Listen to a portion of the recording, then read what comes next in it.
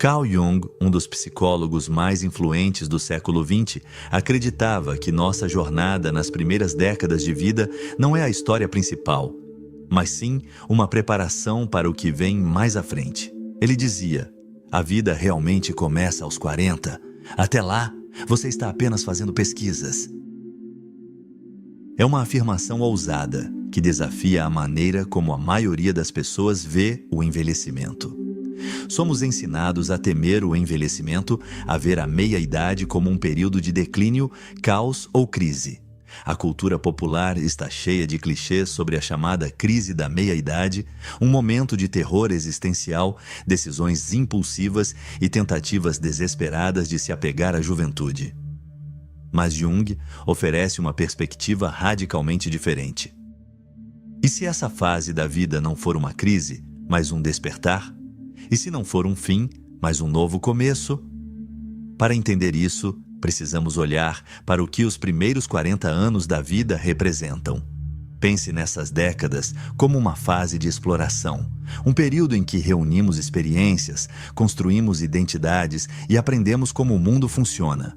É um tempo de crescimento rápido, onde absorvemos ideias e valores das pessoas e da cultura ao nosso redor. Mas também é um período de busca. Quem sou eu? O que devo fazer com minha vida? O que vai me fazer feliz? Essas perguntas nos impulsionam na juventude, mas as respostas que encontramos muitas vezes parecem incompletas. Nesses primeiros anos, estamos tentando entender a vida, enquanto ainda tentamos descobrir quem realmente somos. Construímos carreiras, relacionamentos e famílias, mas muitas vezes com foco no sucesso externo e na aprovação social. Estamos aprendendo, lutando e às vezes falhando, e tudo isso nos molda.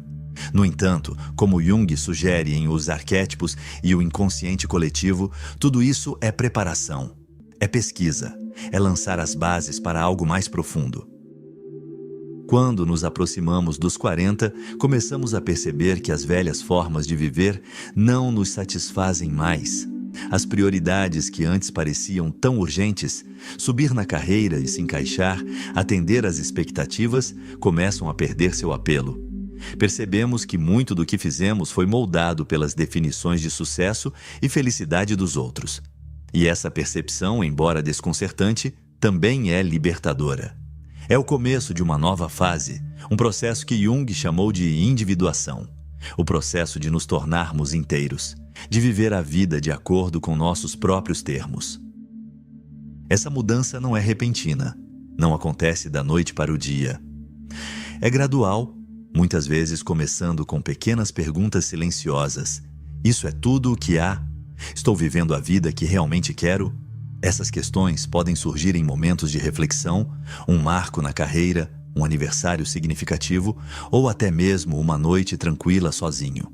Mas uma vez que aparecem, elas não desaparecem. Elas ficam mais fortes, exigindo respostas, e essas respostas exigem que enfrentemos a nós mesmos de maneiras que nunca fizemos antes. O mundo pode ver isso como uma crise de meia-idade. É fácil rotular esses momentos de questionamento e mudança como um colapso, mas Jung nos convida a reformular essa experiência. E se não for uma crise? E se for uma oportunidade? E se essa fase da vida, com todos os seus desafios, dúvidas e mudanças, for exatamente o que precisamos para nos tornarmos a pessoa que sempre deveríamos ser? Em Memórias, Sonhos, Reflexões, Jung faz uma observação dizendo que a meia-idade não é o começo do fim. Ela é o início de algo muito mais real, significativo e autêntico. Para compreender totalmente a perspectiva de Jung, é útil considerar como vemos a primeira metade da vida. Durante essa fase, estamos focados em construir o que ele chamou de persona, a identidade externa que apresentamos ao mundo. Essa persona é influenciada pela nossa criação, cultura e expectativas sociais. É a versão de nós mesmos que busca aprovação, se encaixa e tem sucesso aos olhos dos outros. É uma fase necessária sem a qual não aprenderíamos como navegar pela sociedade ou estabelecer as bases da vida adulta. Mas a persona não é o eu completo.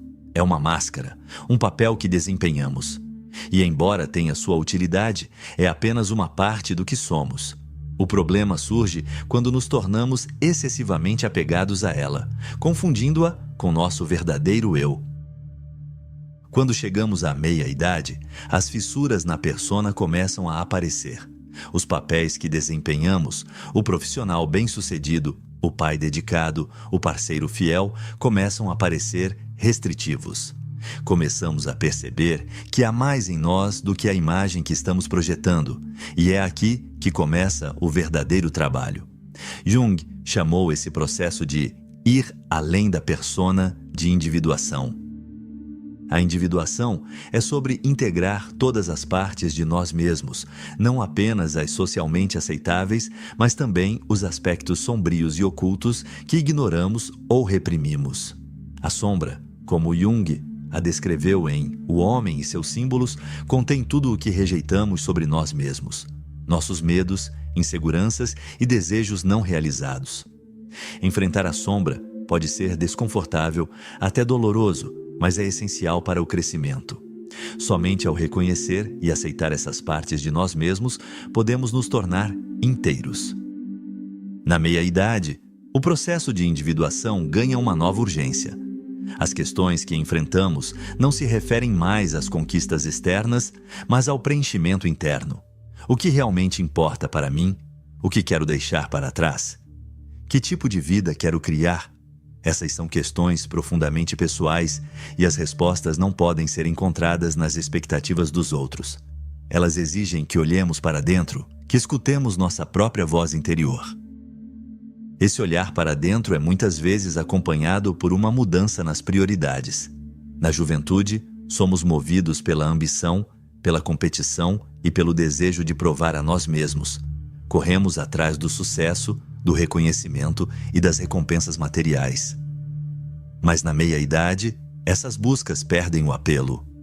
Começamos a valorizar coisas diferentes: autenticidade, conexão, significado. A vida se torna menos sobre o fazer e mais sobre o ser. Já não se trata de provar nosso valor, mas de viver em alinhamento com nosso verdadeiro eu. Estudos científicos confirmam que essa mudança é apoiada por mudanças no cérebro. Pesquisas neurocientíficas mostram que, à medida que envelhecemos, os centros emocionais do cérebro se tornam mais equilibrados. Ficamos menos reativos e mais reflexivos, mais capazes de regular nossas emoções e enfrentar os desafios da vida com calma e perspectiva. Essa maturidade emocional nos permite tomar decisões com base em nossos valores e não em nossos medos. Paramos de viver no piloto automático e começamos a viver com intenção. Isso não significa que a meia-idade seja isenta de desafios. Pelo contrário, pode ser um momento de grande turbulência. O processo de questionamento e redefinição de nós mesmos muitas vezes envolve abrir mão de antigas identidades, relacionamentos e objetivos. Isso pode parecer uma perda, e é fácil entender porque algumas pessoas o experimentam como uma crise. Mas, como destaca Brené Brown, o que chamamos de crise de meia-idade é frequentemente um desmantelamento. É um momento em que somos desafiados a abandonar quem achamos que deveríamos ser e a abraçar quem realmente somos. Esse desmantelamento pode ser bagunçado, pode envolver conversas difíceis, grandes mudanças na vida ou períodos de incerteza. Mas também é um momento de crescimento incrível. Viktor Frankl, psiquiatra e sobrevivente do Holocausto, escreveu que a principal força da vida humana é a vontade de encontrar sentido. Na meia-idade, essa vontade se torna mais urgente. Já não estamos contentes em viver de acordo com o script de outra pessoa. Queremos uma vida que sinta significado, mesmo que seja diferente do que imaginávamos. Para muitos, isso significa enfrentar os medos que os impediram de seguir em frente.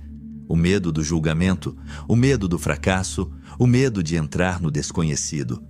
Esses medos podem ser paralisantes, mas a meia-idade oferece uma oportunidade para enfrentá-los de frente.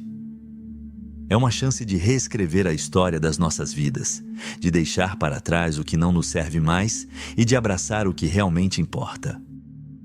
Abraham Maslow, pioneiro da psicologia humanista, descreveu esse processo como autorrealização.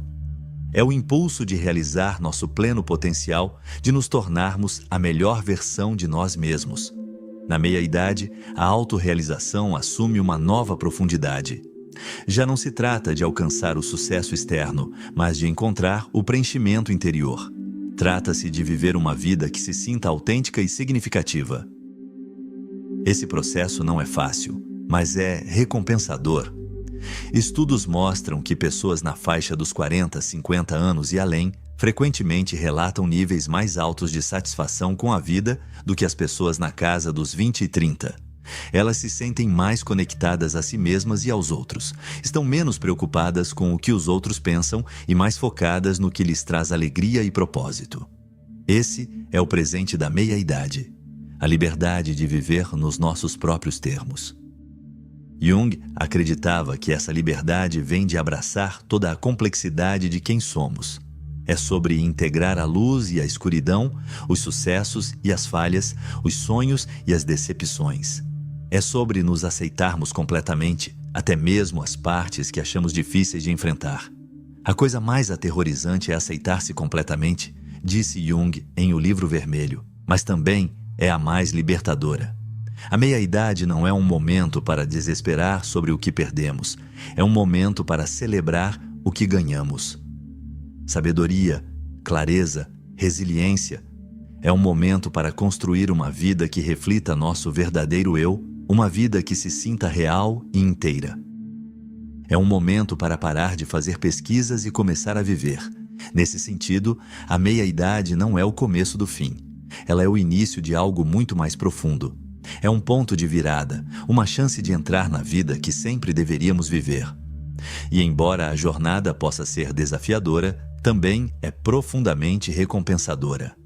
A vida realmente começa aos 40, não porque tenhamos todas as respostas, mas porque finalmente começamos a fazer as perguntas certas.